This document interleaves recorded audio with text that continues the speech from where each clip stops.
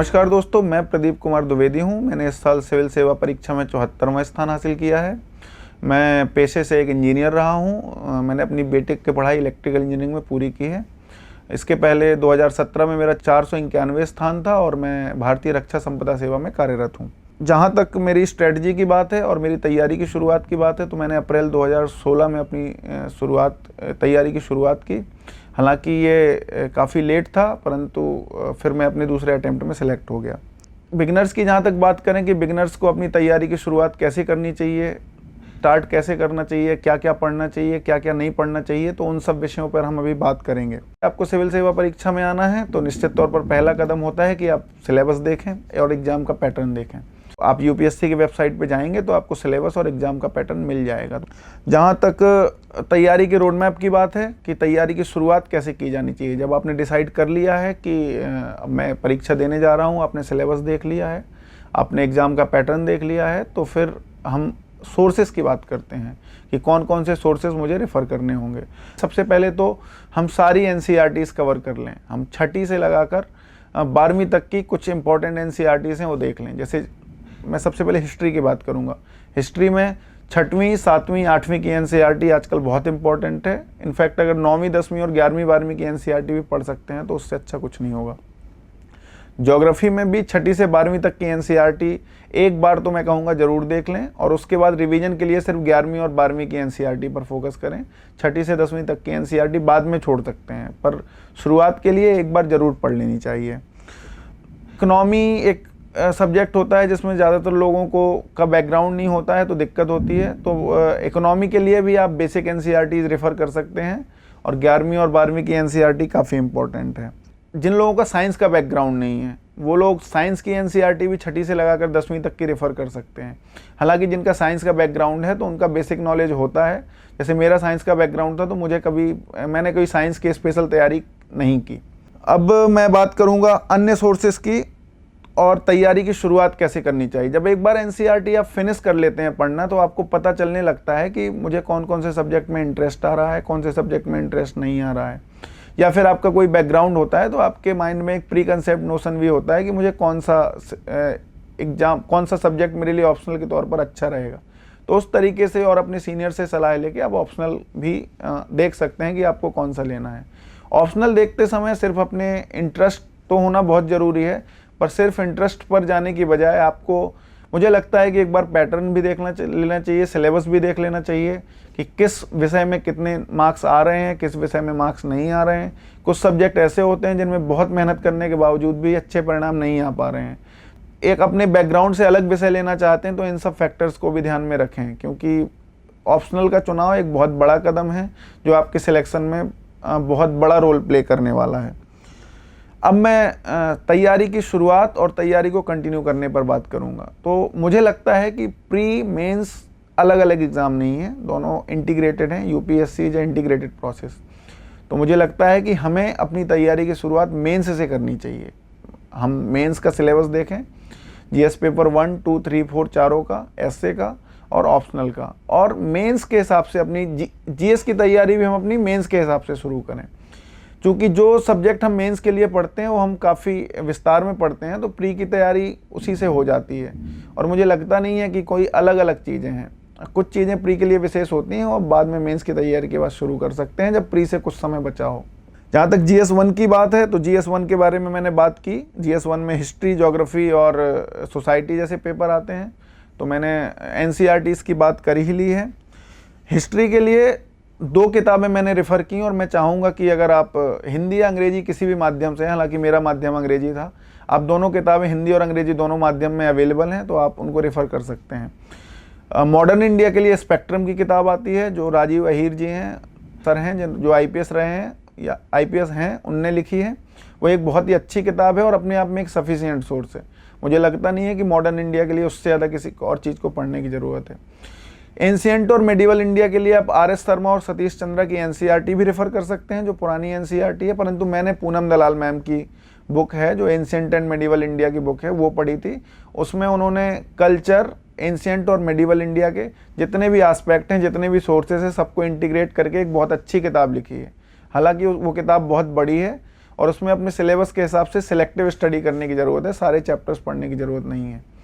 जहाँ तक art and culture की बात है तो आर्ट एंड कल्चर में भी नितिन सिंघानिया सर की जो IAS है उनकी एक किताब है, उसके कुछ सिलेक्टेड चैप्टर्स आप रेफ़र कर सकते हैं, क्योंकि सर की जो किताब है वो नोट्स फॉर्म में है और बहुत अच्छी किताब है। ज्योग्राफी में तो आपने जब एक बार छठी से लगाकर 12वीं तक की सारी NCERTs पढ़ ली हैं तो मुझे लगता है कि आपके सारे जो बेसिक कंसेप्ट हैं वो क्लियर हो गए होंगे।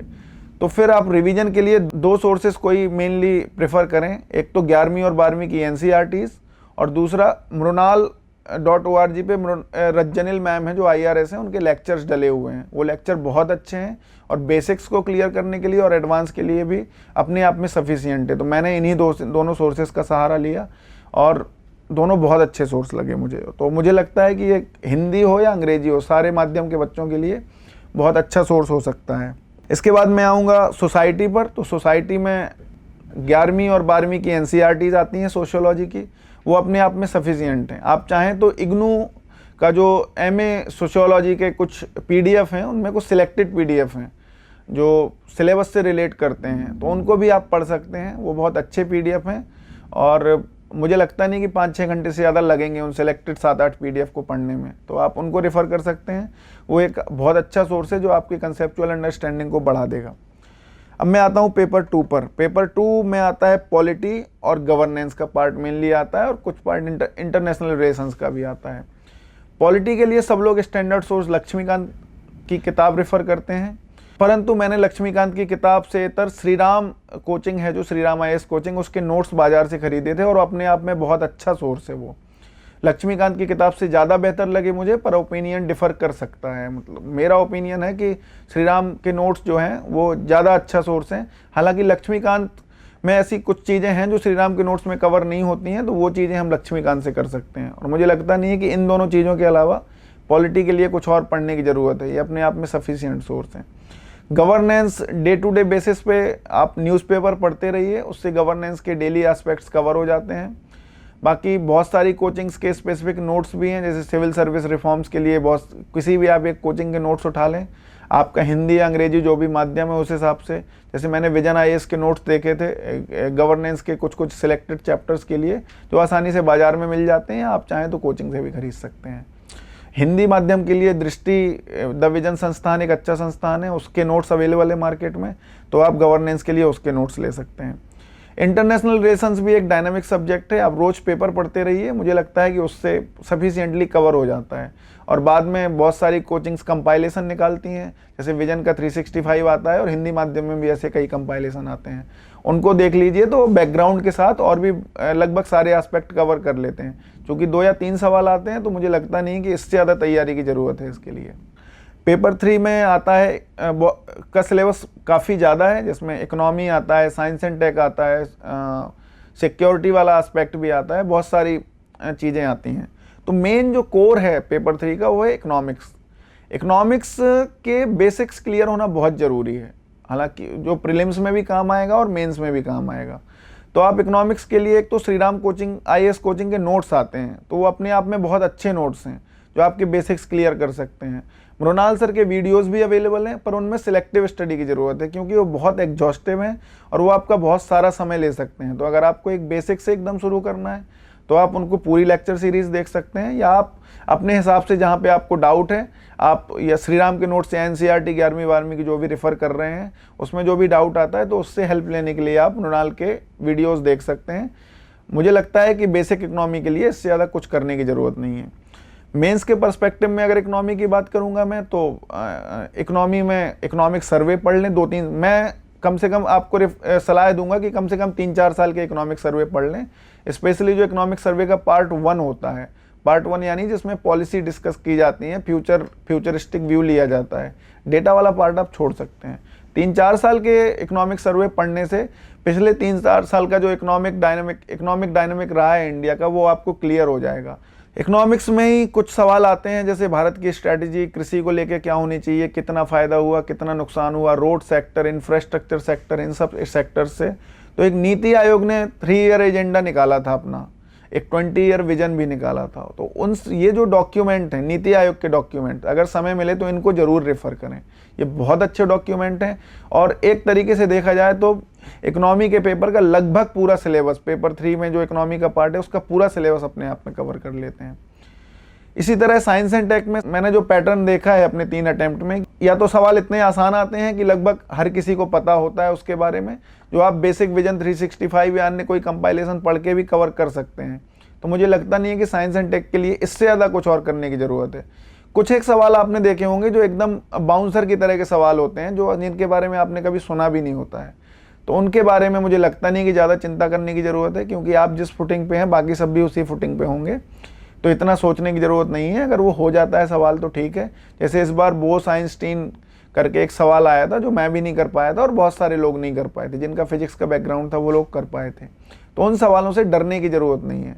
वो यूपीएससी मुझे लगता है कि एक डराने के लिए सिर्फ सवाल देती है। सिक्योरिटी के लिए भी आप 12th की पॉलिटी की एनसीईआरटी में है, उसमें एक सिक्योरिटी का चैप्टर है, वो देख सकते हैं। 1-2 एआरसी की रिपोर्ट्स हैं, आप वो देख सकते हैं। बाकी रोज़ न्यूज़पेपर पढ़ते रहिए। इससे ज़्यादा सिक्योरिटी जैसे सब्जेक्ट के लिए कुछ करने की ज़रूरत नहीं है, क्योंकि पेपर बहुत डायनामिक होता है, करंट अफेयर्स से रिलेटेड होता है। तो हम रोज़ अगर पेपर भी पढ़ रहे हैं तो उसको अच्छे से आंसर कर सकते हैं। अब आता हूँ मैं एथिक्स पेपर में, जो कि पेपर 4 है और काफ़ी मार्क फेचिंग माना जाता था। हालांकि 2017 में यूपीएससी ने इस मिथ को नेस्तनाबूद करते हुए बहुत कम मार्किंग की है, परंतु फिर भी मुझे लगता है कि सारे पेपर्स की बराबर तैयारी की जानी चाहिए। तो एथिक्स में अगर आपने कहीं से कोचिंग ली है तो आप अपने नोट्स रेफ़र कर सकते हैं, वरना लेक्सिकन की एक किताब आती है जो कि अंग्रेजी और हिंदी दोनों भाषाओं में उपलब्ध है और बहुत ही अच्छी किताब है और अपने आप में सारा सिलेबस कवर करती है एथिक्स का। उससे ज़्यादा कुछ करने की ज़रूरत नहीं है। इसके अलावा आप केस स्टडीज़ के लिए कुछ अच्छी केस स्टडीज़ का एक कंपाइलेशन बना लीजिए जो आसानी से बाज़ार में उपलब्ध है। किसी कोचिंग का कोई एक कंपाइलेशन उठा लीजिए और केस स्टडीज़ सॉल्व करके देख लीजिए। केस स्टडीज़ सॉल्व करते समय एक बात का ज़रूर ध्यान रखें कि जो भी आप प्रिंसिपल्स अप्लाई कर रहे हैं, जिस बेसिस पे आप कोई डिसीजन ले रहे हो, तो उन प्रिंसिपल्स को मेंशन कर दें और आप इस बात का ध्यान रखें कि सारे स्टेक होल्डर्स कवर हो रहे हैं या नहीं हो रहे हैं। अब दोस्तों, मैं कुछ उदाहरण लेके आपको आंसर राइटिंग कैसे करनी है ये समझाने की कोशिश करूँगा। तो मैं सबसे पहले पेपर 3 का एक सवाल उठाता हूँ जो इस बार आया था। Assess the role of National Horticulture Mission in boosting the production, productivity and income of horticultural farms. How far has it succeeded in increasing the income of farm? अब इस सवाल को ध्यान से पढ़ने की ज़रूरत है। इस सवाल में 2-3 हिस्से हैं। सारे हिस्सों को हमें कवर करना है और क्रोनोलॉजिकल ऑर्डर में कवर करना है। आंसर राइटिंग का सबसे इम्पोर्टेंट पार्ट है कि आपने सवाल के सारे हिस्सों को पहचान लिया है और सवाल के सारे हिस्सों को जिस क्रम में पूछा गया है आप उसी क्रम में आंसर कर रहे हैं। तो अब मैं इस सवाल को लेता हूं। Assess the role of national horticulture mission in boosting the production, productivity and income of horticultural farms. तो इसमें नेशनल हॉर्टिकल्चरल मिशन की बात की गई है और उसका रोल पूछा गया है कि प्रोडक्शन, प्रोडक्टिविटी और इनकम, इनको बढ़ाने में कितना रोल रहा है। तो हम शुरुआत कर सकते हैं नेशनल हॉर्टिकल्चर मिशन से। नेशनल हॉर्टिकल्चर मिशन के बारे में अगर आपको कुछ डेटा, फैक्ट या उसके विषय में जो भी पता है, 2 लाइन में आप अपना इंट्रोडक्शन दे सकते हैं। अब ट्रिकी बात ये आती है कि आप क्वेश्चन का नेक्स्ट पार्ट कैसे एड्रेस करते हैं। अब सवाल में प्रोडक्शन, प्रोडक्टिविटी और इनकम ऑफ द फार्म 3 हिस्से दिए गए हैं, तो मैं यही सलाह दूंगा कि तीनों को कैसे बढ़ाया है ये आप अलग अलग बताएं। सबसे पहले बताएं कि प्रोडक्शन को बढ़ाने में कितनी हेल्प की है, फिर बताएं प्रोडक्टिविटी को बढ़ाने में कितनी हेल्प की है, उसके बाद आप बताएं कि इनकम ऑफ द फार्म को बढ़ाने में कितनी हेल्प की है। आपके पास जो डेटा, फैक्ट, फिगर, पॉइंट है, सारे आप तीनों को जब अलग अलग करके बताएंगे तो मुझे लगता है कि एग्जामिनर को भी एकदम क्लियर रहेगा कि आपको सवाल समझ में आ गया है और आप इस तरह से अप्रोच करेंगे तो आपको कंटेंट डालने में भी आसानी होगी, आपका कंटेंट मिक्स नहीं होगा और विजन क्लियर रहेगा आपका। फिर तीसरा पार्ट है how far has it succeeded in increasing the income of the farmers. अब इसने पूछा है कि इनकम ऑफ द फार्मर्स बढ़ाने में कितना सफल हुआ है। तो आपको लग सकता है सफल हुआ है, आपको यह भी लग सकता है कि सफल नहीं हुआ है।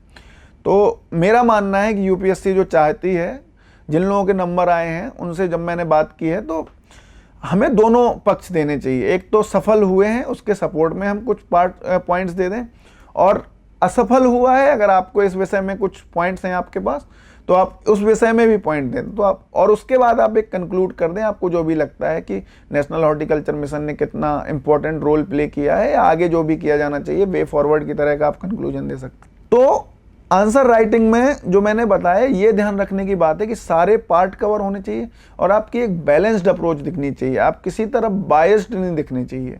तो उससे मुझे लगता है कि मार्क्स अच्छे आते हैं। हालांकि यूपीएससी कैसे मार्किंग करता है ये किसी को नहीं पता है, पर फिर भी जो मैंने अपनाया और जो मैंने किया और जिससे लोगों को और मुझे भी फ़ायदा हुआ है वो ये अप्रोच है। तो मुझे लगता है कि बैलेंस्ड अप्रोच बहुत ज़रूरी है।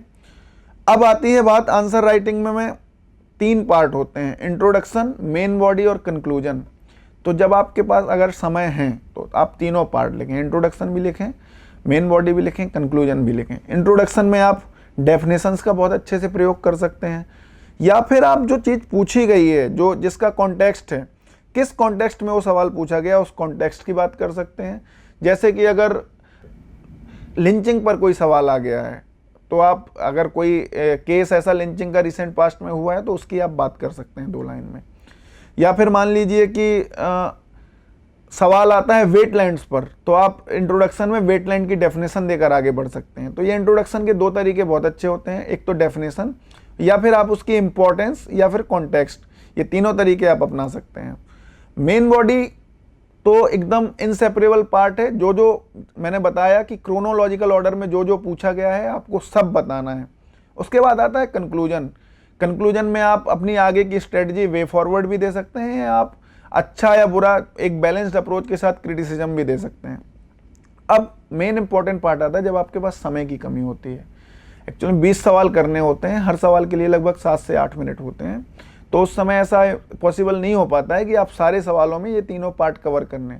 तो जब सबसे पहले छोड़ने की बात है तो इंट्रोडक्शन छोड़ना शुरू करें, ऐसा मेरा मानना है। सबका मानना अलग अलग हो सकता है, ये कोई फुल प्रूफ स्ट्रैटेजी नहीं है, तो take it with a pinch of salt. तो इंट्रोडक्शन छोड़ना शुरू करें, और जब एकदम लास्ट में मान लीजिए कि 10 ही मिनट बचे और 4 सवाल करने हैं तो फिर कंक्लूजन छोड़ना शुरू करें। मेन बॉडी में जो भी पॉइंट हैं वो सब लिखें, और मेरी सलाह यही है कि सवालों को पॉइंट फॉर्मेट्स में जितना लिखेंगे उससे आपके समय की भी बचत होगी, एग्जामिनर के समय की भी बचत होगी। और मुझे लगता है कि जो अभी का जो पैटर्न है पेपर का, जिसमें हमें 3 घंटे में 20 सवाल करने होते हैं, उसमें कम से कम जीएस के पेपर्स में तो पॉइंट फॉर्मेट एक बहुत अच्छा और कारगर माध्यम है। हालांकि अगर आपकी राइटिंग स्पीड बहुत अच्छी है, आपका ह्यूमैनिटीज़ का बैकग्राउंड रहा है और आप बहुत कॉन्फिडेंट हैं कि आप पैराग्राफ फॉर्मेट में भी लिख सकते हैं, तो ऐसे कोई डिफाइंड नहीं है कि आप पैराग्राफ फॉर्मेट में नहीं लिख सकते, परंतु मैंने पॉइंट फॉर्मेट का प्रयोग किया है। और पॉइंट फॉर्मेट मुझे लगता है कि एक बहुत अच्छी स्ट्रेटजी है कम समय में ज़्यादा चीज़ें लिखने के लिए और क्वेश्चन को पूरा एड्रेस करने के लिए। अब मैं एक GS4 का एक सवाल लेता हूँ जो कि इस साल पूछा गया था, और मैं आपको बताऊंगा कि कैसे हमें GS4 में केस स्टडीज को अप्रोच करना चाहिए। तो पहली केस स्टडी थी, इसमें यह पूछा गया था कि आप एक जिला लेवल के अधिकारी हैं और आपको स्कीम्स के लिए बेनिफिशियरी चूज करने हैं, और उसमें कुछ क्राइटेरियाज दिए गए थे। और फिर बताया गया था कि एक कपल है जो बहुत गरीब है, और एक भूमिका दी गई थी उसमें कि उनकी माली हालत भी ख़राब है और उनसे उसको कितना फ़ायदा होगा और उसको आप हेल्प करेंगे कि नहीं करेंगे। और उसमें कंडीशन दी गई थी कि वो कपल एक कंडीशन को फुलफिल नहीं कर रहा होता है। तो अब यहाँ पे बात आती है कि आपको किस बेसिस पे डिसीजन लेना है। तो हमेशा जिस बेसिस पे भी डिसीजन ले रहे हैं उनको कोट कर दें, और वो जो डिसीजन के बेसिस होंगे वो सिविल सर्विस की वैल्यूज से आएंगे। जैसे उस सवाल में मेरिट की, ट्रांसपेरेंसी की और ऑब्जेक्टिविटी की बात ज़्यादा थी, क्योंकि क्राइटेरियाज डिफाइंड है तो यहाँ डिस्क्रिशन का रोल खत्म हो जाता है। क्राइटेरियाज ऑब्जेक्टिव हैं तो आप उन्हीं क्राइटेरियाज में से व्यक्ति को सिलेक्ट कर सकते हैं जो उन सारे क्राइटेरियाज को फुलफिल करता हो। तो चूंकि वो कपल एक क्राइटेरिया को फुलफिल नहीं कर रहा था, इसलिए मुझे लगता है कि हमें उस व्यक्ति को योजना का लाभ नहीं देना चाहिए था। हालांकि बाद में हम सारे स्टेक होल्डर्स जब आइडेंटिफाई कर लेते हैं तो बाद में हम ऐसा लिख सकते हैं कि हम उसे किसी और योजना के माध्यम से जो उसके लिए सुइटेबल है या किसी अन्य माध्यम से उसकी हेल्प कर सकते हैं। परंतु जो सिविल सर्विस वैल्यूज़ हैं वो कहीं भी आपकी केस स्टडी में वायोलेट नहीं होना चाहिए।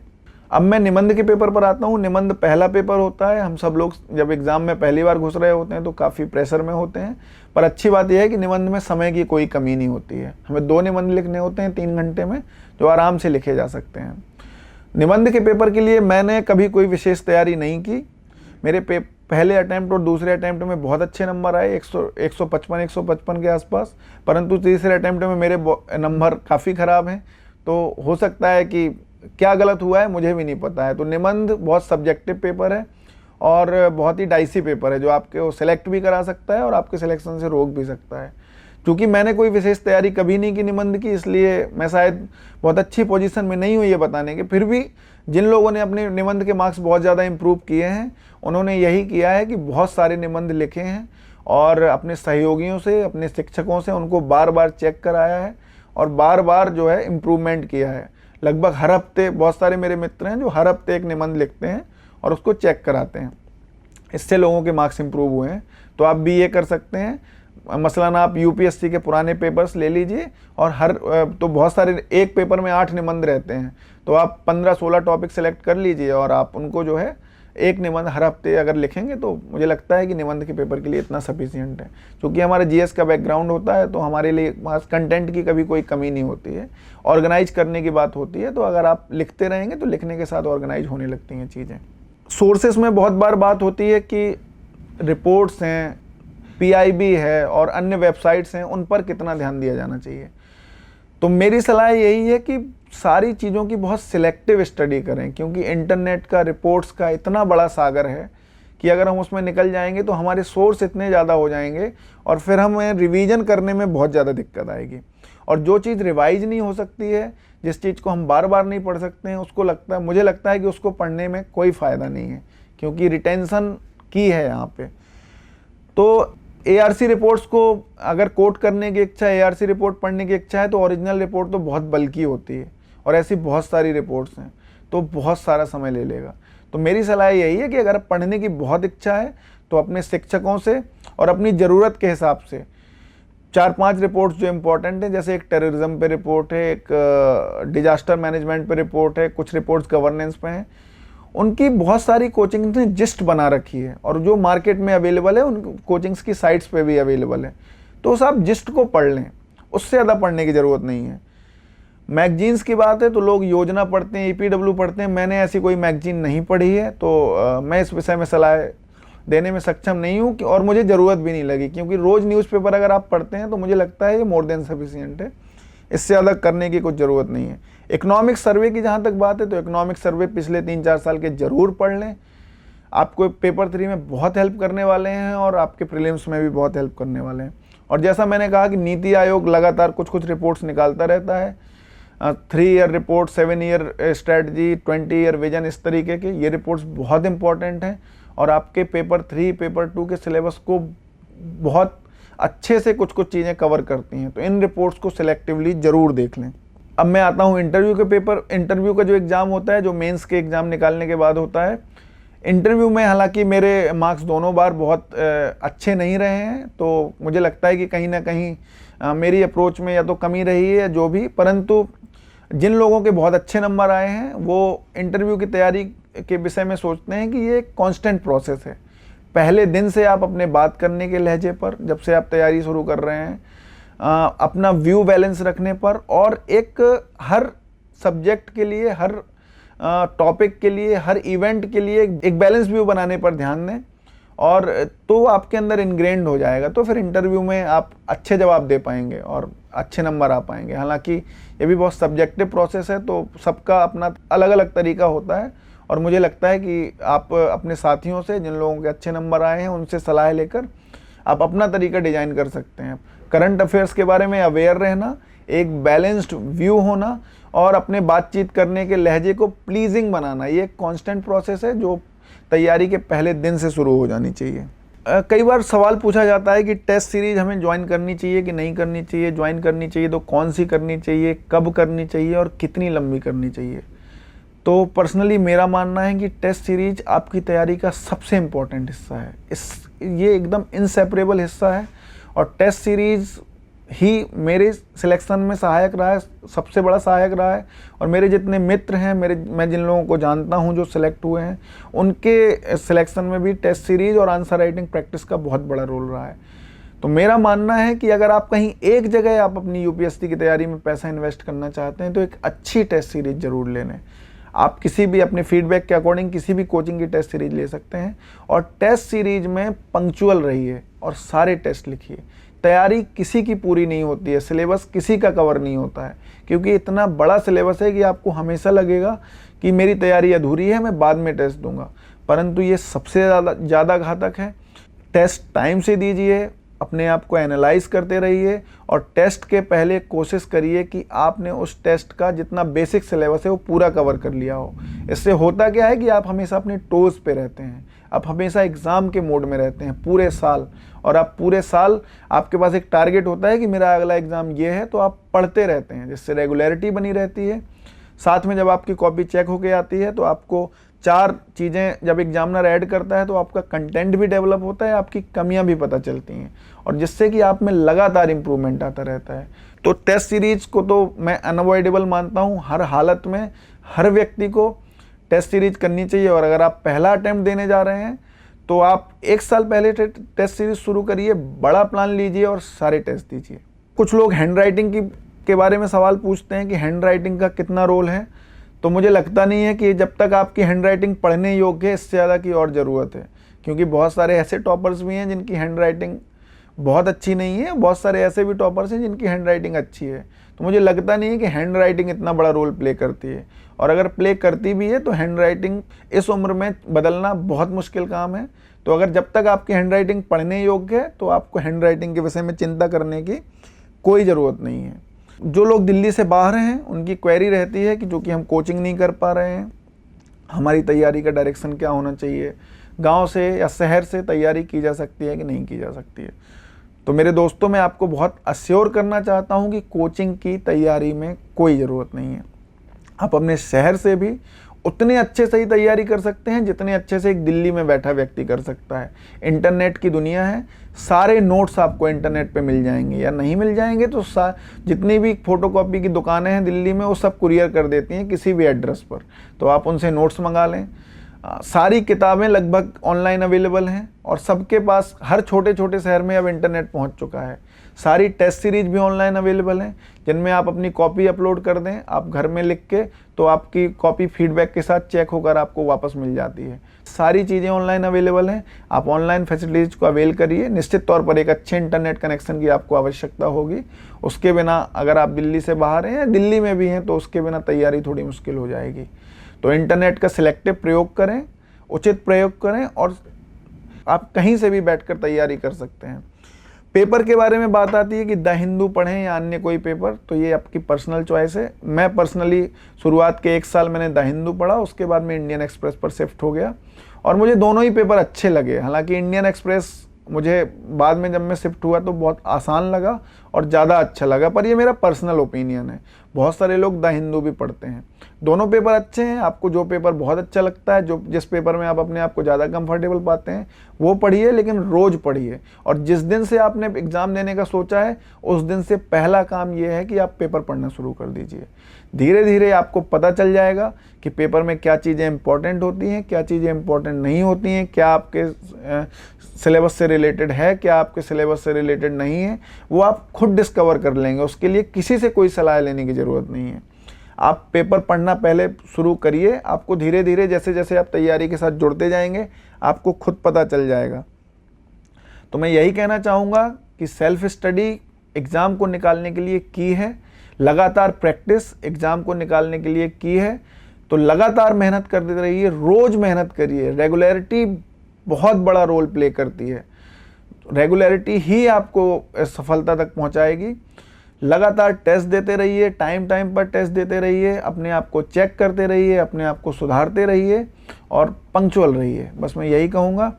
और अंत में 1-2 चीज़ें और कहना चाहूँगा कि सफलता मुझे लगता है कम से कम यूपीएससी में मेहनत और किस्मत का गुणनफल है। मेहनत प्लस किस्मत नहीं है, मेहनत भी इनसेपरेबल है, साथ में थोड़ी किस्मत भी चाहिए। मैं अपना एग्जांपल देता हूँ, 2017 में जिन 2 पेपर्स में मेरे सबसे अच्छे नंबर आए थे, जिनकी वजह से मैं मानता हूं कि मेरा सिलेक्शन हुआ था, उन्हीं 2 पेपर्स में 2018 में मेरे सबसे ख़राब नंबर हैं, एवरेज से भी ख़राब नंबर हैं। तो और ऐसा तो नहीं है कि मेरी तैयारी कम हो गई थी, तो थोड़ा डाइसी है, बहुत सब्जेक्टिविटी है। तो मैं यही कहूँगा सारे पेपर्स को इक्वल इम्पोर्टेंस दें, ताकि अगर आपका कभी किस्मत ख़राब हो जाता है एक आध पेपर में, तो आप दूसरे पेपर में अच्छा भी हो सकता है। जैसे मेरा इस बार ऑप्शनल में अच्छा स्कोर है, तो वो आपको बढ़ाकर आपको एक रैंक दिला दे। 2 पंक्तियों से अपना टॉक एंड करना चाहूँगा, जो मुझे भी मोटिवेट करती रही हैं और मुझे लगता है आपको भी करेंगी। बहुत फेमस लाइनें हैं। लाइन कुछ इस तरह है कि गिरते हैं सहसवार ही मैदान जंग में, वो तिफल क्या गिरें जो घुटनों के बल चलें। तो घुटनों के बल मत चलिए, सहसवार बनिए, मेहनत करिए। जो चीज़ें आपके हाथ में नहीं है उनके बारे में बिल्कुल चिंता करने की ज़रूरत नहीं है। जो चीज़ें आपके हाथ में हैं, आपकी मेहनत, आपकी पंक्चुअलिटी और सही डायरेक्शन और सही सोर्सेस का चुनाव, ये आपके हाथ में है। ये करिए और जी जान लगा दीजिए। मुझे आशा है हर व्यक्ति सफल हो सकता है।